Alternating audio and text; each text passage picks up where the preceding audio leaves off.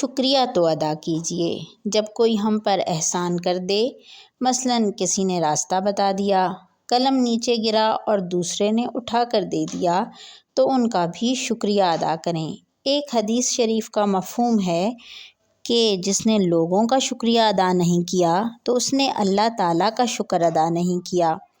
آپ دیکھیں کہ قرآن کریم سورہ فاتحہ سے شروع ہوا اور سورہ فاتحہ الحمدللہ سے شروع ہوئی، اور ہر نماز میں الحمدللہ پڑھی جاتی ہے، کیونکہ اللہ تعالیٰ کو اپنی تعریف اور شکر بہت پسند ہے۔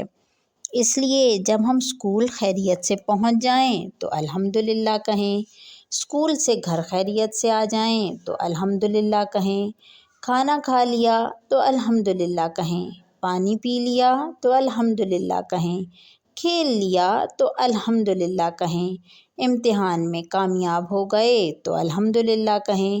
جو جتنا اللہ تعالیٰ کا شکر ادا کرے گا تو الشکور جل جلالہ تو قدردان ہے، اتنا اس کی نعمتوں میں اضافہ فرمائیں گے۔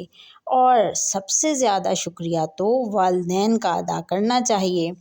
والدین کا شکریہ یہ ہے کہ ان کی فرما برداری کی جائے، ان کا کہنا مانا جائے، ان سے اچھے سلوک سے پیش آیا جائے۔ والدین کا شکریہ ادا کرنا ایسا ہی ہے جیسے اللہ جل جلالہ کا شکر ادا کرنا۔